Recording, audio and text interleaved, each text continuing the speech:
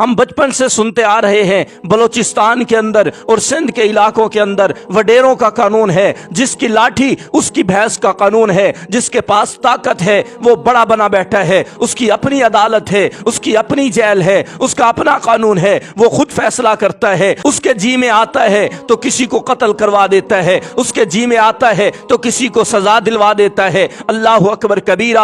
आम आदमी सहम के रहता है, डर के रहता है, जुल्म बर्दाश्त करके रहता है, झुक के रहता है, अपनी नजरों को झुका के रखता है, आवाज को पस्त करके रखता है, अपनी जुबान वडेरों के खिलाफ इस्तेमाल नहीं करता, अपना कलम इस्तेमाल नहीं कर सकता, वगरना वडेरे सिर्फ उसको नहीं उसके पूरे खानदान को मिटा के रख देते हैं। अल्लाह अकबर कबीरा। बचपन में सिर्फ सुनते रहते थे, लेकिन आज देख भी लिया है। बलोचिस्तान के व्हाट्सएप ग्रुपों के अंदर मुझ फकीर को भी ऐड किया गया है। अल्लाह अकबर कबीरा। हालात है, रोज देखते हैं फलां जगह पे वडेरे ने जुल्म कर दिया, फलां जगह पे वडेरे ने जुल्म कर दिया। अल्लाह अकबर कबीरा। एक जुल्म कल से देखा जा रहा है जो बर्दाश्त नहीं हो रहा। एक माँ और उसके 2 बेटों को मार दिया गया है। क्यों? वो वडेरों के खिलाफ बोली है। अल्लाह अकबर कबीरा। मैं बलोच कौम से और हर उस बंदे से कहना चाहता हूं जो जुल्म की चक्की में पिस रहा है, हर उस इलाके वालों को अल्लाह का कुरान सुनाना चाहता हूं, रसूलुल्लाह का फरमान सुनाना चाहता हूं। जो जुल्म की चक्की में पिस रहे हैं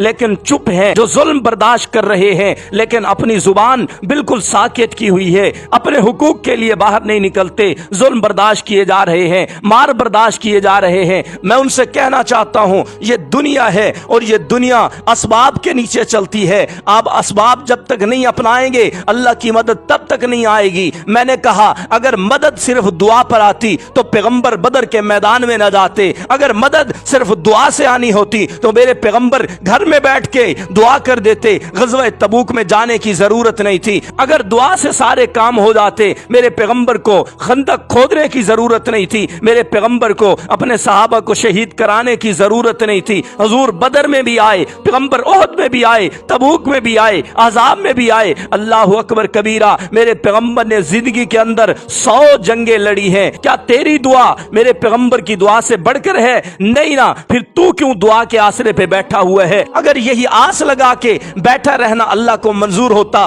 कि अल्लाह मदद करेंगे, अल्लाह जालिमों को पकड़ेंगे, खुदा की कसम मेरे पैगंबर कभी मैदान में ना निकलते, कभी जालिमों के खिलाफ नहीं निकलते। नहीं नहीं, मेरे पैगंबर निकले हैं। और अल्लाह अकबर कबीरा। कुरान का 13वां पारा उठा, सूरतुर राद उठा, रुकू नंबर 2 उठा। अल्लाह फरमा रहे हैं इन्नल्लाह ला युगय्यिरु मा बिकौमिन हत्ता युगय्यिरु मा बिअनफुसिहिम। ओए मियां, अल्लाह तब तक ऐसी कौम की हालत तब्दील नहीं करते जब तक वो खुद ना अपनी हालत तब्दील करें। खुद उठना पड़ेगा, खुद मैदान में आना पड़ेगा, खुद जुल्म के खिलाफ उठना पड़ेगा। मैंने कहा उठा के देख पैगंबर की हदीस जो मुस्नदुल फिरदौस के अंदर मौजूद है, हदीस नंबर 538 है। हजरत जरीर बिन अब्दुल्ला रावी हैं, वो फरमाते हैं आका ने फरमाया इन्नल्लाह अज़्ज़ व जल यस्तजीबु लिल मज़लूमीना मा लम यकूनु अक्सर मिन ज़ालिमीना। और मियां, मजलूम की दुआ उस वक्त तक कबूल होती है जब मजलूम कम हो, जालिम ज्यादा हो। लेकिन पैगंबर ने फरमाया फ़इज़ा कानू अक्सर मिन ज़ालिमीना ला यस्तजीबु लहुम। जब जालिम कम हो,